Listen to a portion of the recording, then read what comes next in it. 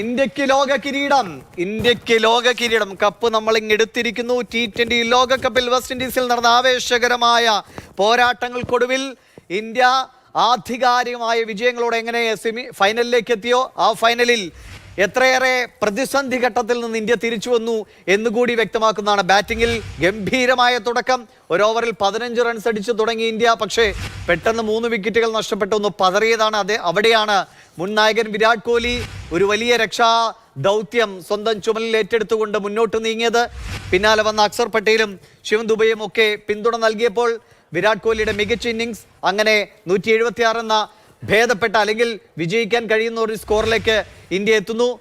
ബാറ്റിങ്ങിൽ ആ അവസ്ഥയിൽ നിന്ന് അതേ അവസ്ഥയിലേക്ക് ബൗളിങ്ങിലും ഇന്ത്യക്ക് പോകേണ്ടി വന്നു. കാരണം തുടക്കത്തിൽ 2 വിക്കറ്റുകൾ വീഴ്ത്തി ഇന്ത്യ ദക്ഷിണാഫ്രിക്കയെ വമ്പൻ സമ്മർദ്ദത്തിലാക്കിയതാണ്. പക്ഷേ പിന്നീട് ഡീകോക്കിന്റെ ഒക്കെ നേതൃത്വത്തിലുള്ള ഒരു തിരിച്ചുവരവ് നമ്മൾ കണ്ടു. എവിടെയൊക്കെയോ വെച്ച് നമ്മുടെ കൈകളിൽ നിന്ന് ഇതാ ഈ മത്സരം അകന്നു പോകുന്നു. അതാ ഹാർദിക് പാണ്ഡ്യയ്ക്ക് കരയുന്ന ചിത്രങ്ങളാണ്. കാരണം അത്രയേറെ സമ്മർദ്ദത്തിന് അടിമപ്പെട്ടാണ് ഈ അവസാന പന്ത് ഒരു ബൗളറെ ഏൽപ്പിക്കുക എന്ന് പറയുമ്പോൾ അത് ക്യാപ്റ്റന്റെ ഏറ്റവും വലിയ വിശ്വാസമാണ്. ഈ ബൗളർ, ഈ താരം നമ്മളെ രക്ഷപ്പെടുത്തുമെന്ന വിശ്വാസമാണ്. ആ ബൗളറെ സംബന്ധിച്ച് അത്രയേറെ സമ്മർദ്ദം, ഒരു ലോകകപ്പിന്റെ മുഴുവൻ സമ്മർദ്ദം തലയിൽ എടുത്തു വെച്ചുകൊണ്ടാണ് പന്തെറിയുന്നത്. അങ്ങോട്ടോ ഇങ്ങോട്ടോ പിഴയ്ക്കാൻ പാടില്ല. ആ വൈഡ് പോകുമ്പോൾ പോലും ആ സമ്മർദ്ദം നമ്മൾ കണ്ടാണ്. പക്ഷേ പിന്നത്തെ പന്തിൽ വിക്കറ്റ് വീഴ്ത്തിയതോടെയാണ് ഇന്ത്യ ജയം ഉറപ്പിക്കുന്നത്. എന്തായാലും ഏറ്റവും ആവേശകരമായ മത്സരത്തിൽ T20 ലോകകപ്പിലെ 2ാം കിരീടം ഇന്ത്യ സ്വന്തമാക്കുന്നു. ലോകകപ്പുകളിൽ 1983, 2007, 2011, ഇതാ 2024 കൂടി നമ്മൾ ആ പട്ടികയിൽ ചേർത്ത് വെക്കുകയാണ്.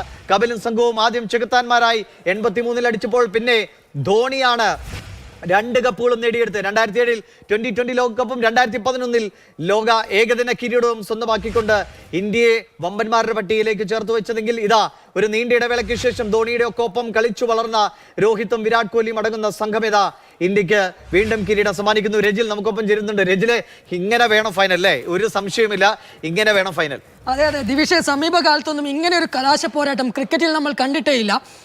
കളി കൈവിട്ടെന്ന് കരുതിയ ഘട്ടത്തിലാണ് ഇന്ത്യ വീണ്ടും തിരിച്ചു പിടിച്ച അവിശ്വസനീയം എന്ന് പറയാവുന്ന ഒരു മത്സരം തന്നെയാണ് ഇന്ന് നടന്നത്. ഒരു ഘട്ടത്തിൽ ഇന്ത്യയുടെ കയ്യിൽ നിന്ന് വഴുതിപ്പോകുന്നത് വളരെ നിരാശയോടെ കണ്ട ആരാധകർക്ക് മുന്നിലേക്കാണ് ക്ലാസിന്റെ വിക്കറ്റ് വീഴ്ത്തിക്കൊണ്ട് ഒരു ബ്രേക്ക് ത്രൂ സമ്മാനിച്ചത് ഹാർദിക് പാണ്ഡ്യ തന്നെയാണ്. അതിനുശേഷം ഇന്ത്യ നടത്തിയിട്ടുള്ള പ്രകടനം അത് അവിശ്വസനീയം തന്നെയായിരുന്നു. പ്രത്യേകിച്ച് ബുംറയും പാണ്ഡ്യയുടെയും അവസാന ഓവറുകൾ അത് ഇന്ത്യയെ സംബന്ധിച്ചിടത്തോളം വളരെ നിർണായകമായിരുന്നു. ആ ഡെത്ത് ഓവറുകളിലാണ് ഇന്ത്യ മത്സരം പിടിച്ചത്.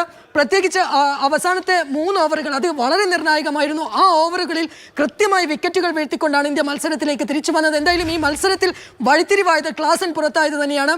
ആ വിക്കറ്റ് തന്നെയാണ് ഇന്ത്യയെ സംബന്ധിച്ചിടത്തോളം ഏറ്റവും നിർണായകമായതും വിജയത്തിലേക്ക് തിരിച്ചു കൊണ്ടുവന്നതും.